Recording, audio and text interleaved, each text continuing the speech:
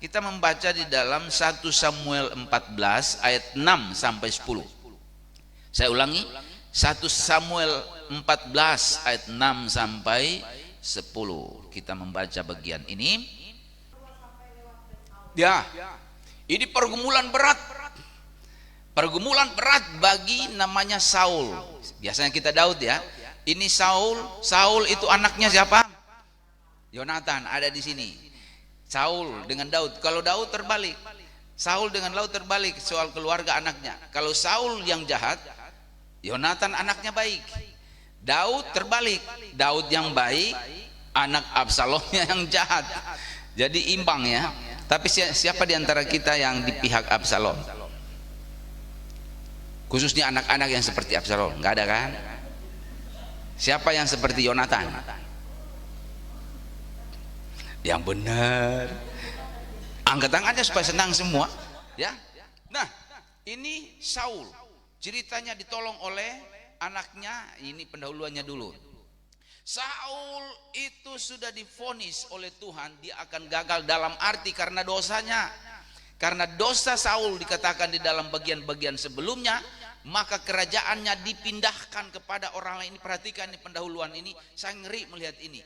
Ya, bisa dipindahkan. Keselamatan tidak bisa dipindahkan, hai jemaat, amin.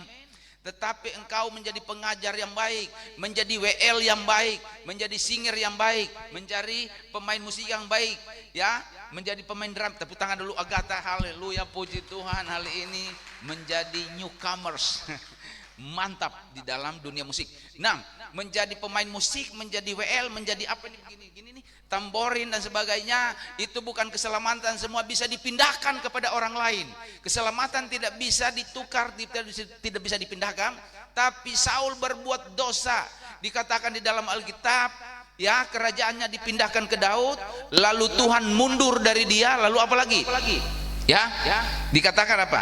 Di hadapan Tuhan masa Allah begitu besar, dia harus menang, dia harus melihat masa depan dengan sulit. Karena dia tidak berjalan dengan Tuhan, maka sulit. Tapi kita lihat sisi Yonatan, dia berjalan bersama Yesus. Saya bilang tadi, maka sukses itu mudah, maka keberhasilan itu mudah, diberkati Tuhan itu mudah, bukan sulit, sesuatu yang menakutkan bagi kita. Amin. Dia harus lewatin pasukannya apa? Coba seorang membaca pasal 13 ayat 3, itu dia harus lewati. Coba kita rangkum. Berapa pasukan musuh ini? Dikatakan ini 3.000 kereta. Lalu berapa? 6.000 pasukan berkuda. Tentaranya sebanyak GBI Immanuel jumlah jemaatnya? Enggak. Seperti lumpur di daratan, pasir di laut tidak bisa terhitung. Pasir di laut. Berapa pasukan Saul? Makanya dia stres. Cocok dengan kesaksian tadi. Galau, orang galau tahu orang galau. Ya, dipanggil makan di warteg, McDonald, oke, mau. Bisa nggak orang 1.000 dikalahkan oleh orang 6 orang? Nggak bisa kan? Sulit. Ya, 3.000 kereta, 6.000 pasukan berkuda. 6.000, pernah lihat kuda 3 aja menakutkan kita, ini 6.000. Lalu tentara seperti pasir di laut. Tentarannya Saul hanya berapa? 600. Karena itu dia galau, bukan lagi tidak bisa tidur, tidak bisa makan, lupa istri, lupa orang lain, lupa orang dalam, lupa teman, semuanya dilupain karena dia tidak bisa menyelesaikan itu. Tapi Yonatan, nah ini kita renungkan ini Yonatan. Jadi jangan seperti Saul. Ingat ya, kalau saudara dan saya jemaat, juga jemaat yang ada di media sosial, entah engkau suami, engkau istri, engkau anak, engkau cucu, atau apa saja pekerja, pengusaha, pelayan, kalau kita menyakiti hati Tuhan, siapa tidak kenal Saul? Saul dipilih secara aklamasi karena dia baik, dia tidak menyogok. Saul dipilih karena perawakannya cantik, ganteng. Saul dipilih karena lembing yang dia lemparkan itu tidak pernah meleset. kepleset. Saul dipilih karena bahunya lengkap, wajahnya luar biasa, matanya mempesona. Apa kurangnya? Tetapi kalau dia salah kepada Allah, Allah aduk-aduk dia, kerajaannya dipindahkan, Tuhan meninggalkan dia. Masalah besar. 600 tidak bisa menyelesaikan persoalan 3.000 apa tadi? Kereta dan juga 6.000 pasukan berkuda dan sebanyak pasir di laut tentara. Ini masalah. Barangkali saudara dan sudah dipastikan saudara dan saya jemaat dan juga jemaat di media sosial tidak sedang menghadapi persoalan berat begini. Persoalan mungkin lain. Bagaimana bisa selesai studi? Bagaimana bisa pelayanan sukses? Bagaimana bisa kerja sudah lulus tapi tidak kerja-kerja? Saya mendengar dari cerita ibu beberapa hari lalu, banyak sarjana di kampung kami lagi mencangkul di sawah. Persoalan. Saya percaya jemaat Immanuel yang sudah sarjana tidak sarjana melihat masa depan luar biasa. Yang percaya katakan amin, tepuk tangan keras begitu. Mudah. Nah, sekarang kita lihat bagaimana caranya. Dia mulai dari ayat 6. Apa? Hal pertama, ayat 6 bilang apa? Terus baca lagi.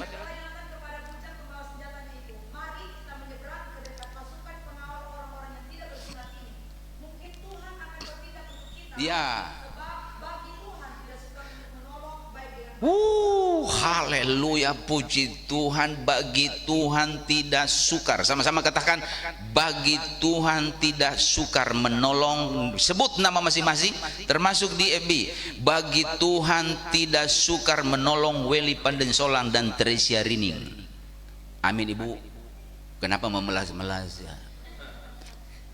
Bagi Tuhan tidak ada yang sukar. Dikatakan. Jadi apa hal pertama nih yang dikatakan di dalam ayat 6 itu? Yaitu apa? Apa kunci? Hal tiap hari yang kita sebut, tiap hari kita dengar, tiap hari ada pada kita tapi tidak dihidupkan.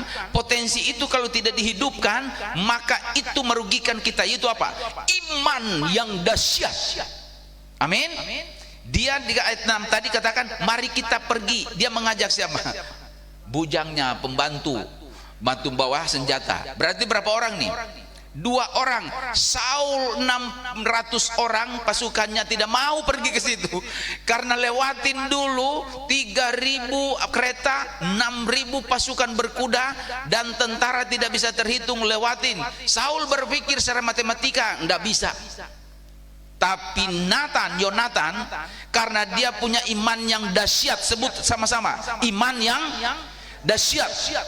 Sampai di sini dulu, saudara dan saya akan tersiksa kalau tidak punya iman dan yang dahsyat. Iman sedikit-sedikit menyiksa kita. Iman harus dahsyat. Amin. Iman harus luar biasa. Kalau sudah pulang dari kampung, datang ke kota, dari kota datang ke kampung, kita mengembara kemana-mana, mau jadi apa saja, bawa senjata ini, ya senjata apa saja bisa lupa, tapi iman yang dahsyat. Siap? Bagaimana iman dahsyat? Yonatan memperlihatkan ada 3 ciri. Sudah dibaca tadi di ayat 6. Yang pertama adalah memiliki keberanian besar menghadapi persoalan. Kalau di sini konteksnya musuh. Menghadapi ini memiliki keberanian besar karena iman.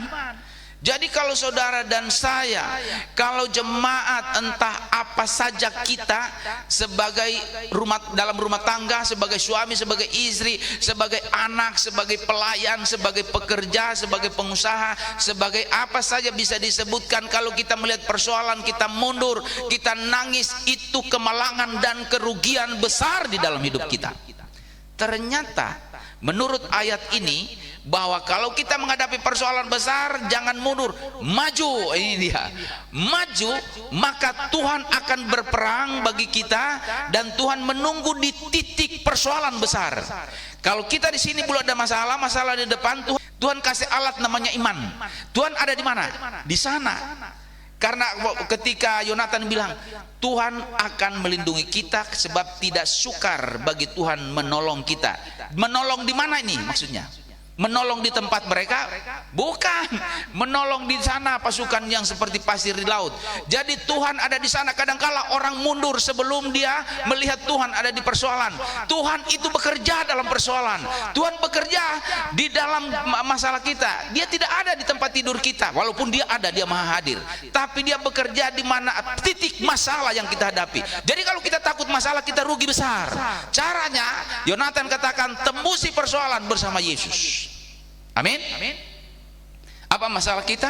Keberhasilan kita masih ada yang 4 tahun baru wisuda, ada yang tidak wisuda selama-lamanya, ada juga. Tapi Allah ada di sana. Amin. Tembusi di sana. Mungkin mengatakan bahwa papa mamaku sudah nggak ada, siapa yang membiayai? Kuno itu kelima. Itu slogan yang saya suka. Papa mamaku, kakakku sudah tidak lagi membantu saya. Bagaimana saya bisa kuliah? Saya sudah kerja, tidak ada uang. Bagaimana saya bisa selesai? Bagaimana saya bisa mengongkosi studi saya? Bagi orang tua barangkali masalah, barangkali pekerjaan tidak lagi jalan dengan baik, usaha mandek dan pelayanan tidak jalan. Bagaimana saya punya masa depan yang luar biasa? Bagaimana, apakah saya bisa? Ini bukan perkataan orang yang punya iman yang dahsyat. Yonatan tidak bilang begini, bagaimana ya bujang, jang. Ya Pak, kenapa? Bagaimana kita bisa ke sana, bisa mengalahkan orang seperti pasir di laut? Tapi perhatikan nih, orang beriman ciri pertama apa? Berani menghadapi persoalan. Amin. Berani menghadapi masalah. Yesus sudah menunggu kita di titik sukses. Amin. Ini teks ini bicara itu. Yonatan lebih hebat dari bapaknya. Jadi punya anak kayak begini nih, hebat nih. Saya berdoa anak saya begini. Memang semua begitu anak saya. Punya iman. Yonatan, bapaknya bilang bagaimana mengalahkan pasir seperti tentara seperti pasir di laut. Bapaknya si Saul, tapi Yonatan jangan bilang-bilang sama si bos kita. Siapa bos itu, Pak? Itu si orang tua papa saya itu. Penakut dia, pengecut. Kita dua pergi ke sana. Ini orang yang punya iman besar. Jangan bilang sama orang tua kami ya, bahwa saya pergi menerobos ke Jakarta melawan persoalan. Saya tidak punya apa-apa. Mungkin kita berkata begitu, tapi Tuhan sudah tunggu di sudut sukses di sana. Amin. Tepuk tangan bagi Tuhan. Kalau orang Kristen begini ceritanya, kalau suami-suami begini imannya seperti Yonatan, kalau istri-istri seperti ini form imannya, maka tidak ada rumah tangga yang hancur, maka tidak ada orang yang galau, maka tidak ada jemaat yang calon mahasiswa yang gugur dalam arti tidak lulus sebelum diwisuda. Saya jamin, kami pelakunya ini, kami pelakunya. Ibu Rika, Pak Herman bisa menyaksikan, ibu ini bisa menyaksikan. Kami ini khususnya, saya sudah banyak cerita tentang saya ini. Udah apalagi cerita di akar rumput sudah saya bawa semua kepada jemaat. Tetapi saya tidak mau ada di akar rumput terus menerus. Kenapa? Karena saya anak Tuhan. Yesus itu bisa di akar rumput dijajah orang, dalam arti dihina orang. Tapi dia adalah Allah Maha Tinggi. Tepuk tangan bagi Yesus. Nah ceritanya nih. Dan Yonatan pergi. Ini keberanian. Ini baru keberanian. Masih ada dua isi dari iman yang dahsyat. Berani menyelesaikan persoalan. Dan itu selesai. Ya. Dikatakan di dalam apalagi. Yang kedua, dan masih di hal pertama. Selain berani apa? Ya, kita merasa superior. Artinya superior itu merasa karena Allah itu besar, maka kita menjadi orang yang hebat. Pernah nggak kita menjadi orang hebat? Bukan sombong. Beda sombong dengan merasa orang hebat. Hebat dalam arti orang punya kekuatan di dalam Tuhan. Amin. Jadi kita punya kekuatan dalam Tuhan, keyakinan bahwa kalau kita bersama Tuhan selalu menang. Itu orang superior. Bukan berarti sombong. Lain dengan orang sombong. Orang sombong dari kampung ditawarin makanan. Ini apa ya? Tahu. Kami tidak biasa makan tahu di kampung kami. Makanan kami blue band.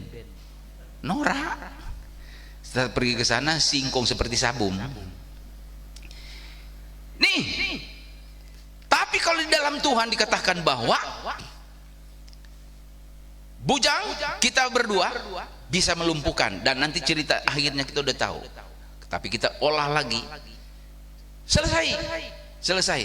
Apa menjadi persoalan kita? Nih, kita kan ini jemaat kebanyakan ini mahasiswa. Tidak dikasih tahu ke mahasiswa dan staf. Minggu lalu deadline mau dikunci kelas, mau digembok kelas yang baru itu. Bayar.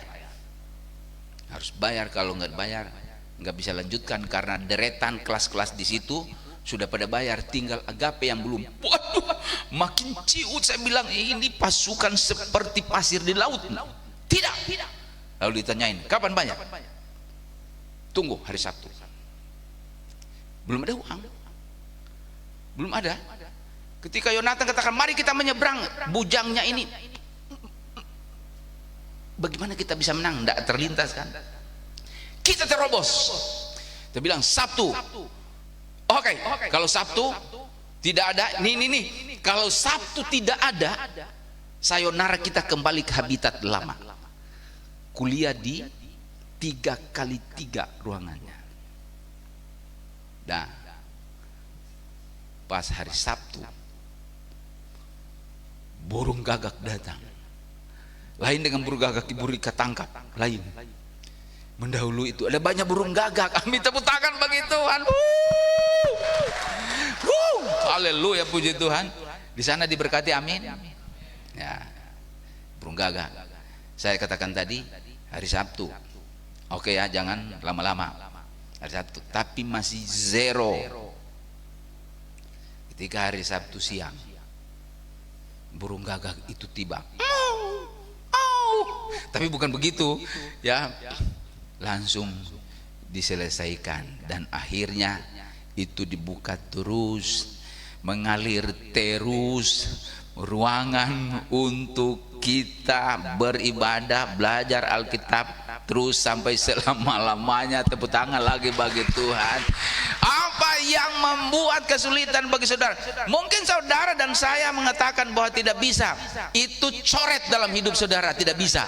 Tidak bisa, tidak ada di Alkitab, tidak bisa. Yang ada di ayat 6 adalah Tuhan sanggup menolong kita sebab tidak ada kesulitan dan kesukaran bagi Tuhan menolong kita. Amin. Jadi berhenti untuk galau, berhenti untuk bimbang, berhenti untuk kecewa oleh karena seolah-olah tidak jelas masa depan. Tapi harus jangan seperti Saul. Jangan lukai hati Allah, jangan lukai sakiti hati Yesus, jangan lukai pelayanan, jangan hambat pekerjaan Allah. Maka seperti Saul, maka dia dideportasi kerajaannya, dalam arti dipindahkan. Tuhan meninggalkan dia dan persoalan bertubi-tubi tidak pernah Saul selesaikan setelah dia melanggar kekudusan Tuhan. Tapi Yonatan anaknya, kenapa tidak dikasih tahu? Ini tidak ada di ayat. Saya membongkar bangkir ayat ini. Kalau dikasih tahu kepada papanya pasti apa? Dilarang. Jangan.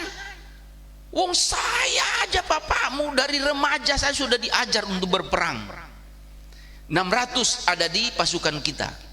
Bagaimana kita bisa kalahkan di sana pasukan seperti pasir di laut? Karena itu Yonatan bilang jangan kasih tahu. Kalau dibaca dari awal ayat 1, jangan kasih tahu sama papaku, jangan kasih tahu sama 600 juga sudah ketakutan. Mari kita ini mengatakan bahwa bersama Yesus kita menjadi mayoritas, bersama Yesus kita menjadi terkuat, bersama Yesus kita menjadi termenang, bersama Yesus kita menjadi tersukses, bersama Yesus kita menginjak-injak para lawan kita, karena Allah bekerja melakukan pekerjaan yang terbaik untuk kita yang percaya. Katakan amin. Tepuk tangan bagi Tuhan.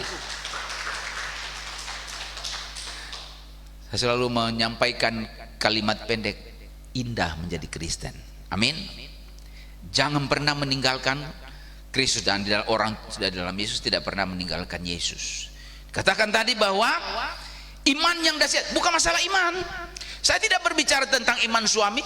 Suami-suami di media sosial, di dalam rumah tangga punya iman, istri punya iman, ya, anak-anak punya iman, anak muda punya iman, jemaat punya iman, anak sekolah punya iman. Bukan itu temanya. Iman yang dibicarakan di sini adalah iman Yonatan, levelnya iman yang dahsyat. Amin. Nah, dikatakan di ayat 7 bahwa miliki penopang rohani. Ini catatan kedua nih. Miliki penopang rohani yang kuat rohaninya. Dikatakan tadi bujangnya aku sepakat. Bayangkan kalau si bujang ini bilang, mustahil Yonatan kita bisa kalahkan. Langsung lunturlah si Yonatan dan efeknya dipancunglah si kepala si bujang ini. Tapi dia sepakat, di pikiran orang ini adalah si bujang itu tentara yang sebanyak pasir di laut yang membuat Saul keok itu. Tapi ini si bujang, orang bersama Yesus, tidak peduli dia bujang atau tidak bujang.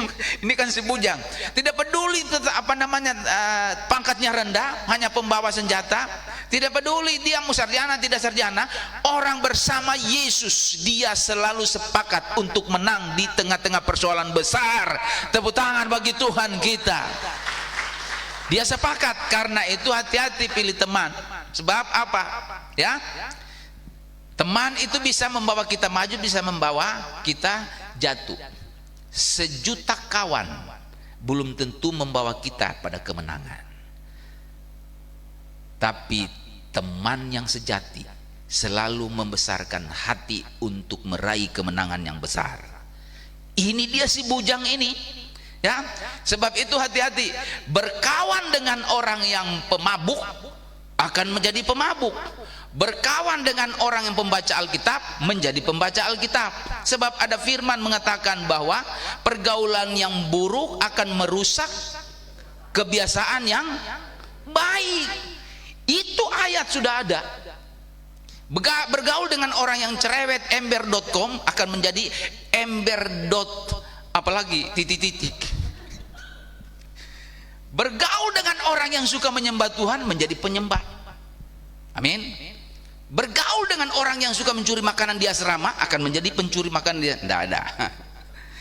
Ini dikatakan di sini bahwa aku sepakat, jadi hati-hati, ya. Bergaul dengan orang yang main gadget sampai jam 1 malam, akan dia terbiasa memain gadget sampai jam 3 sore. Dari malam sampai sore. Tapi bergaul, Yonatan bergaul dengan pembawa bujang yang mengatakan, aku sepakat, imanku juga dahsyat, kita akan luluh lantakan pasukan seperti pasir di laut. Aku sepakat, buatlah iman yang dahsyat mengatakan, aku sepakat sukses masa depan, aku sepakat selesai persoalan, aku sepakat bisa mengalahkan kuasa dunia, kuasa setan, kuasa kedagingan, kuasa apa saja, rumah tangga yang hancur. Aku sepakat, suami akan mengatakan kepada istri, aku sepakat anak-anak cucu kita melihat masa depan luar biasa. Anak-anak mengatakan kepada orang tua, aku sepakat Pak, Ma, rumah tangga kita akan dipulihkan. Aku sepakat pada diri sendiri bahwa aku melihat masa depan bersama Yesus. Ini orang yang punya iman yang dahsyat. Dan dikatakan tadi bahwa pilihlah teman, ya, jemaat. Kalau ada jemaat yang barangkali seperti Saul, nasihati dia. Ya, harus orang yang seperti Yonatan dikatakan tadi, dia bergaul dengan firman Allah, maka dia dengan bujangnya juga, bujangnya ikut-ikutan. Bujangnya lihat nih, bujangnya tidak bisa menghadap raja. Yang menghadap raja itu ya Yonatan. Bujangnya di belakang, dia kan pembawa senjata. Bayangkan, kita kan tidak seperti itu, tidak serendah orangnya Yonatan ini. Kita pelayan di depan, ini di belakang. Ya, bayangkan kalau kita masing-masing ada orang yang membantu kita hanya bawa sendok mau makan, piring. Si bujang ini bawa senjata dan keperluan, tapi dia lihat karena dia bergaul dengan orang yang punya iman yang dahsyat, maka dia punya iman yang dahsyat.